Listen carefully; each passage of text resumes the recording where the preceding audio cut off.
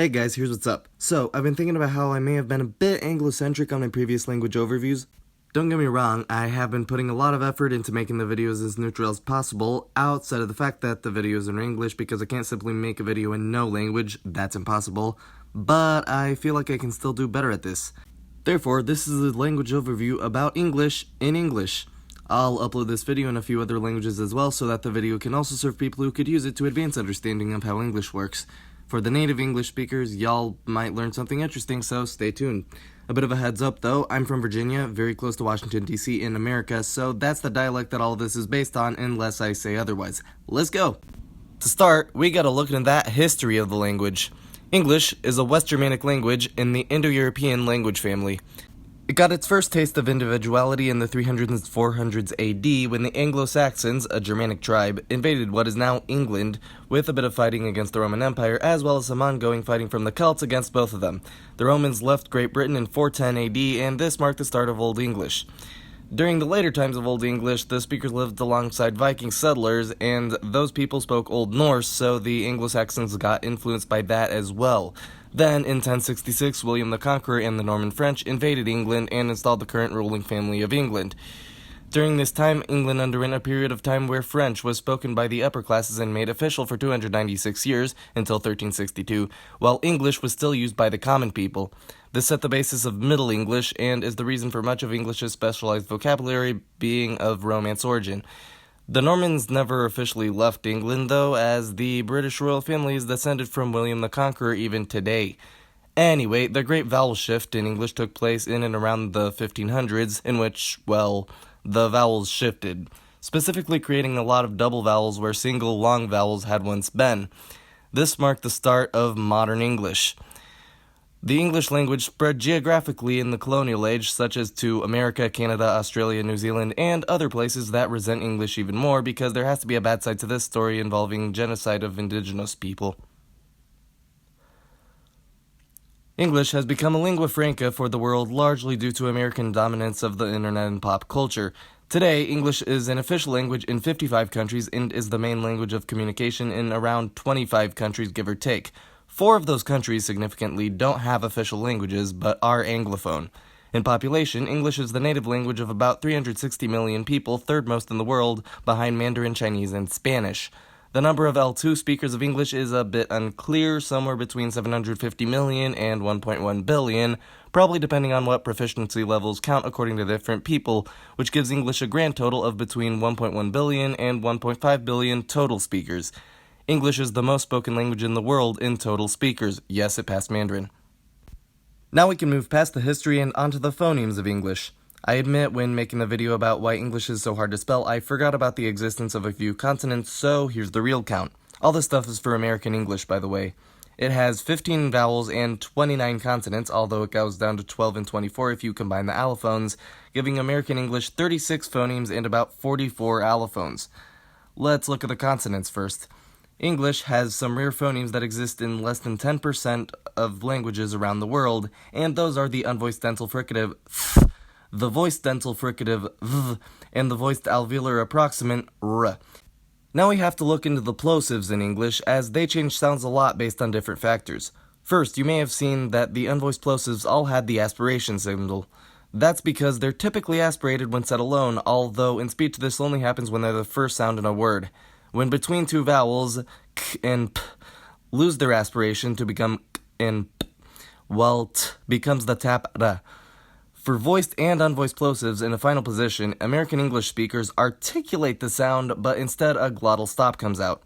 This also happens in a middle position for certain words like written. However, if the following word starts with a vowel after the end position plosive, then the middle position forms take place. These were the allophones I just mentioned. More on the same subject, t and d get affricated if either r or, mostly in British English, a high back vowel comes after it. Examples are train, drum, and culture. The other interesting English consonant is r. Some dialects, namely most of America including mine, plus Canada, are rhotic, meaning that the r sound at the end of words or in vowel or consonant positions is pronounced. Other dialects are non-rhotic, like British and Australian, so they don't pronounce r in those positions. However, those dialects do have an intrusive r. An intrusive consonant is one that speakers say in certain situations where it doesn't belong to either of the surrounding words. Intrusive R is used in the middle in these dialects when one word ends in a vowel, including non-rhotic R, and the next word begins with a vowel.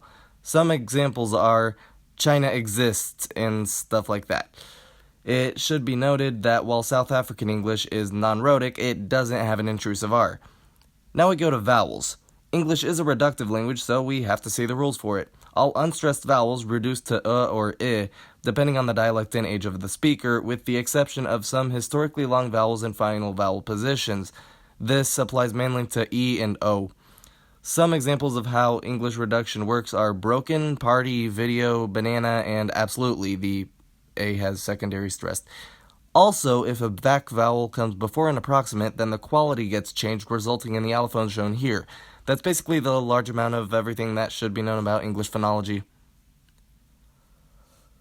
Now we get on to English orthography. I've already made a whole video about why this is screwed, so y'all can watch that as well. To sum it up, English uses its own version of the Latin alphabet that has 26 letters with 20 consonant letters, 5 vowel letters, and 1 letter that can famously act as either. However, if you remember earlier when I counted between 36 and 44 total sounds, you can see where the problem is.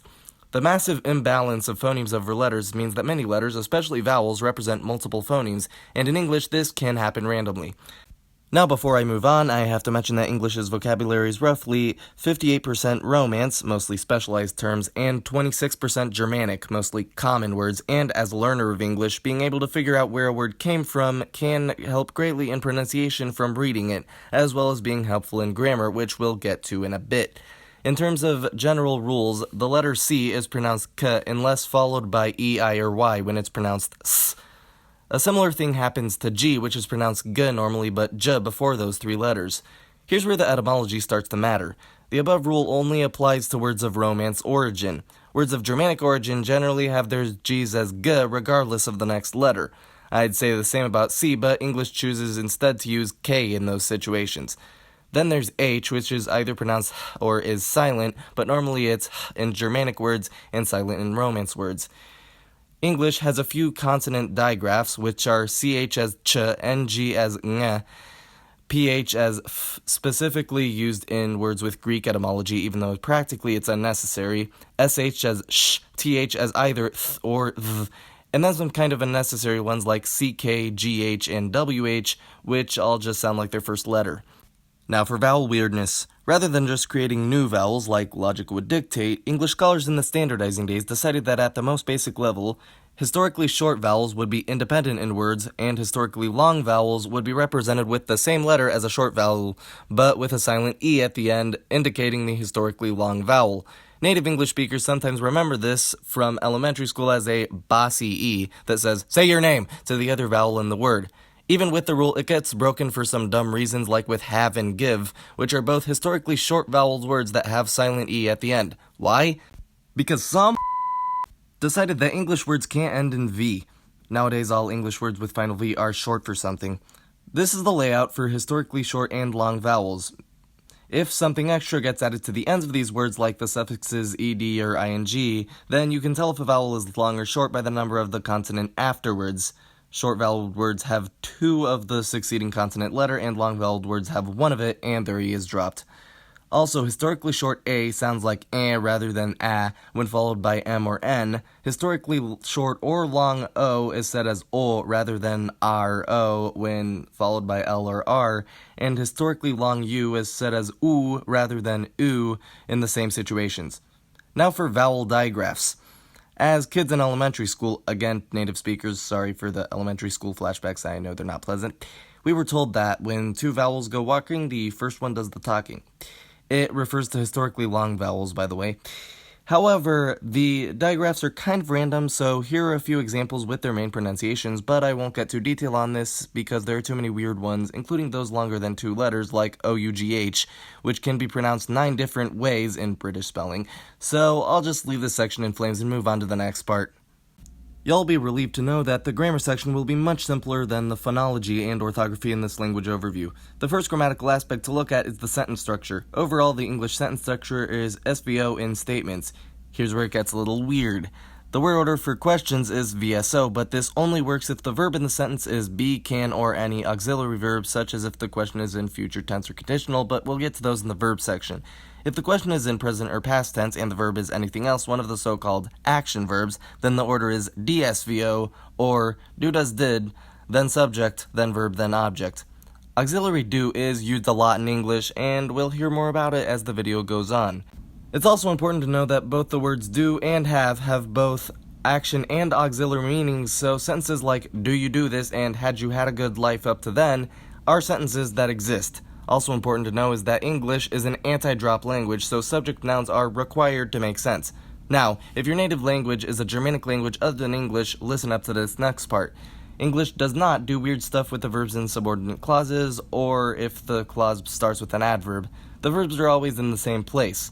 The one time when the verb does change place is in a phrase like, so am I, or so do I, but you can't say, so think I. That's not a thing. You'd have to say, so do I, or I also think that. Now back to stuff that's useful for everyone. In terms of direct and indirect objects, let's look at the sentence, my boss paid me extra money for overtime. Here we have possessive pronoun, subject noun, verb, indirect object, direct object with adjective, and predicate. In this case, the indirect object comes first. However, the sentence can also be, my boss paid extra money to me for overtime. In this case, to put the direct object first, we had to add the word to before the indirect object. This sentence is both less smooth and less common than the first sentence. The last thing to see in sentence structure is that adjectives come before their nouns, like in that sentence with the extra money. However, if there's an article or possessive pronoun, then it goes article, adjective, noun, like in a red flag or our funny uncle. Now we get to nouns and articles. English nouns are inflected for two numbers, singular and plural, but English has no grammatical gender distinction outside of the third person singular pronouns. Pluralizing nouns requires knowing some sound patterns. For one thing, there are some irregular plurals, such as man to men, goose to geese, and fish to fish, but most nouns are regular in plural form. In writing, you either add s or es depending on the last letter of the word, which I'll explain now to go with the pronunciation. If the last phoneme is an unvoiced consonant, then the s is pronounced s, like in cats and hawks. If the last phoneme is a voiced consonant or a vowel, then the s is pronounced z, like in dogs and videos. If the last phoneme is s, z, sh, ch, j, or j, then es is added and is pronounced is, like oranges and classes. There is a special case on the way out. If a word ends with f, then at least on paper and also in some dialects in pronunciation, the f changes to v and the s changes to z, and in some cases an unnecessary silent e is added. 3 of these words are knives, wolves, and halves. In American English, it seems that this is on the way out, and some people are starting to keep the f in there, but that's just my observation. Now for articles. English has 4 of the main articles, 2 definite and 2 indefinite. Hold your angry comments until you hear me out. Since English doesn't have grammatical gender, the inflections are based off the beginning of the following word. The indefinite articles are and an. You use if the next word starts with a phonetic consonant and an if the next word starts with a phonetic vowel. I make a point to say phonetic here because many people use the spelling to determine which one to use, and that's not always the best idea. For the definite articles, English has 2 of them, the for the consonants and the for the vowels. This isn't something many people notice, specifically because they're spelled the same, but it's a difference that exists. Also notice that I've been saying that which article you use depends on the following word, not the noun. The following word might be an adjective. If you want to put an indefinite article in front of green apple, you might think that it would be an green apple because the noun apple starts with a vowel, but no, it's a green apple because the next word is green. The last thing with nouns is English's limited case usage. English doesn't have widespread case usage, it's just absolutive and genitive. The English genitive case works by adding an apostrophe s to the end of the possessor, s apostrophe for plural nouns, which comes before the absolutive noun. As an example, we have my cat's toy, also my cat's toy if there are more cats. The apostrophe doesn't do anything to the pronunciation. The genitive case isn't used as much as in other languages they use it, though. If you add supplemental nouns like in the terms password or phone charger, you don't put the case ending. As a side note, supplemental nouns in English go before the main noun. Also, you can avoid the genitive by saying it the long way, which is the toy of my cats. However, this is too long and not very smooth. That's it for nouns. Now for a new section that I decided to add because it seems logical based on what one needs to know when learning language. This is the section about English pronouns. Here's the chart for the subject pronouns. The biggest issue here is that the second person plural pronoun isn't consistent throughout the Anglophone world. In my dialect we say y'all, which is a contraction of you all. Many people, specifically from the other areas of America, consider y'all to be an uneducated word and avoid using it at all costs. There are some other ways people use, mainly you guys, yous, and yins. Shout out to my university. Those are all good, but unfortunately sometimes people just say you, making the second person singular and plural the same word, a huge gap in some dialects of English. These are ongoing fights in America. Now here's the object pronoun chart. The same issue with the second person plural still applies. You might also notice that you is both the subject and object pronoun in its position. Now since English uses possessive pronouns, here's that chart. These don't change for anything, just like the next topic. Now for what is going to be the shortest part of the video, English adjectives. Adjectives do not agree with nouns for number, and English doesn't have gender, so adjectives stay in their original form. What they do change for, however, is when they become adverbs. With the notable exception of good becoming well in adverb form, most adjectives adverbilize by adding the suffix "ly" to the end. As some examples, along with spelling changes, sad becomes sadly, happy becomes happily, and understandable becomes understandably.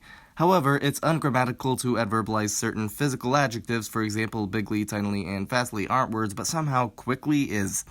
Language is confusing sometimes. Adjectives in English also have comparative and superlative forms, but only if they're of Germanic origin. Other adjectives just add more or most before then.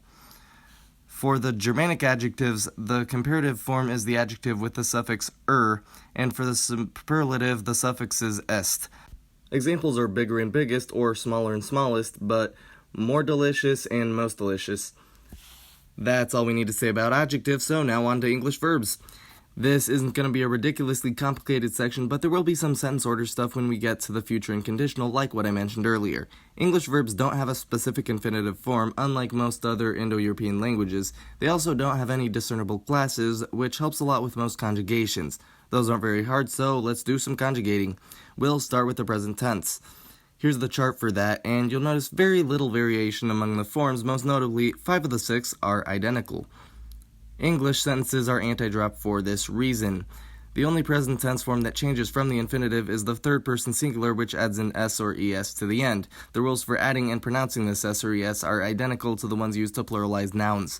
There are very few irregular present tense verbs, with the only two being be, which just changes everything in the present tense, and have, which becomes has for third person singular.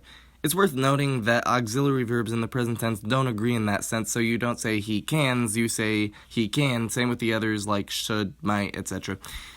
To make the verb negative with no auxiliary already there, you do subject, do, does, not, verb. The middle part can be contracted to don't or doesn't.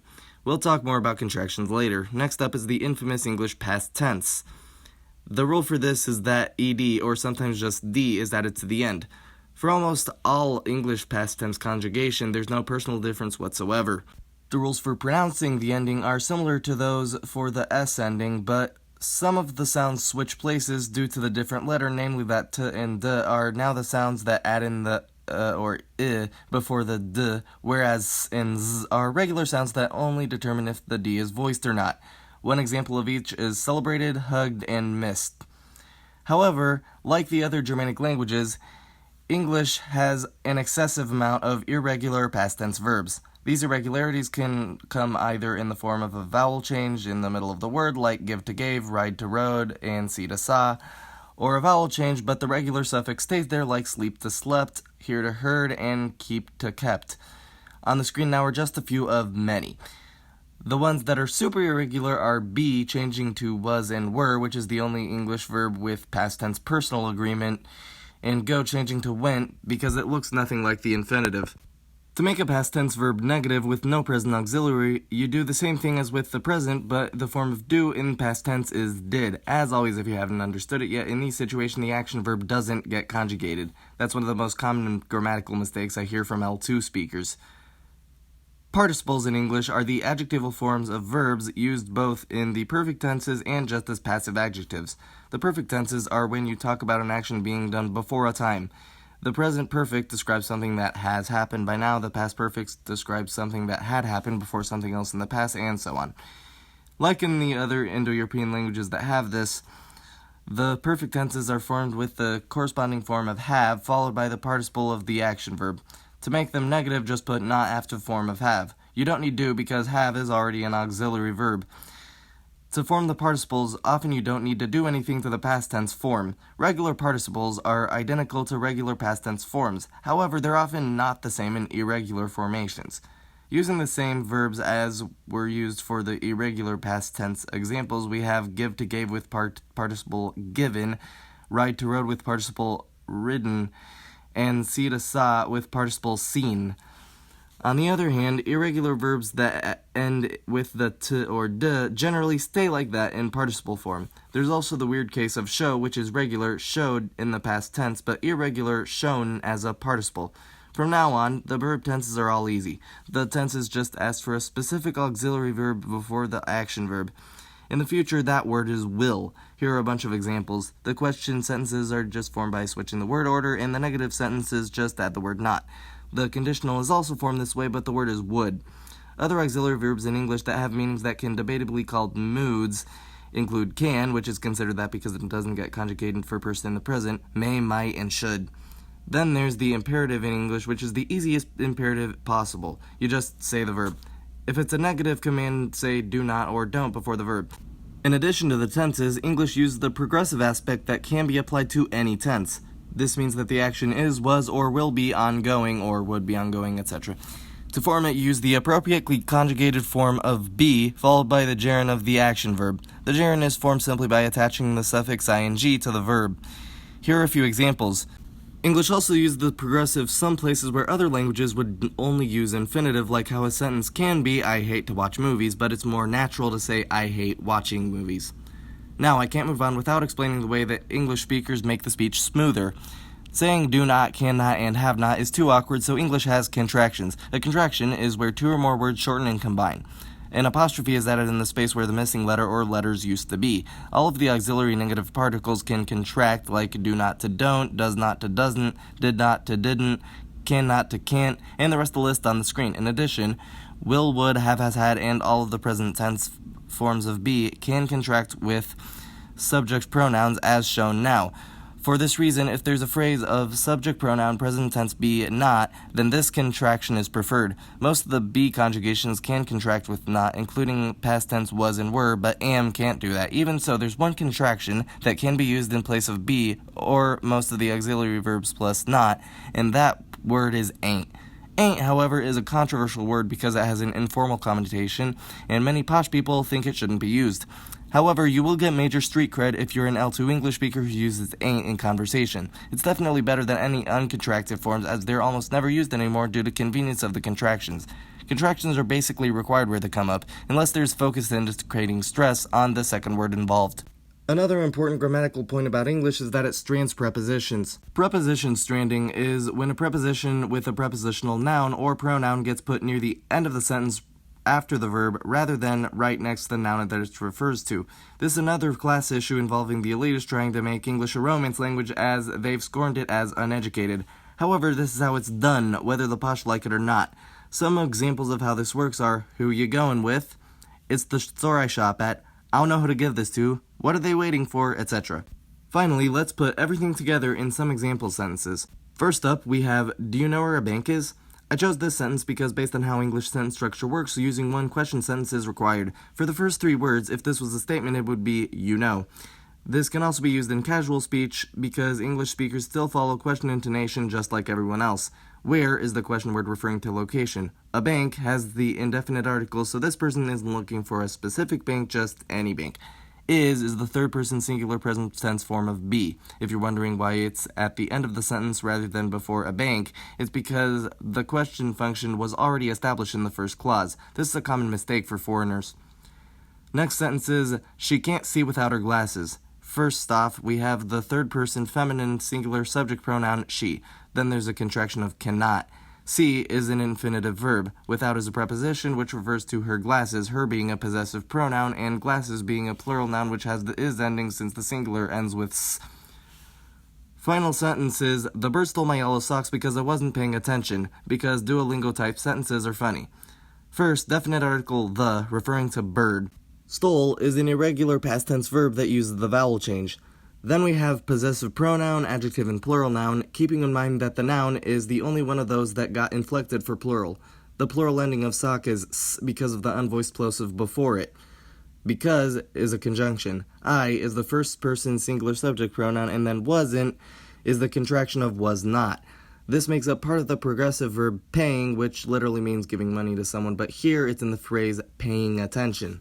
To finish off, English is a language that a lot of people learn as a second language these days to compete in a globalized world. The effort put forward by the people must be strong, since English has been haunted by elitists doing everything in their power to make it hard, ranging from policing grammar that doesn't exist, to looking down on convenient innovations by certain dialects, to not allowing sounds to be represented in writing how they actually are. Despite comparatively simple grammar, the English sound system is a challenge to foreigners, and they should all be respected. Like and subscribe if you haven't already done that, and I'll see you all again with the next video. Thanks for watching!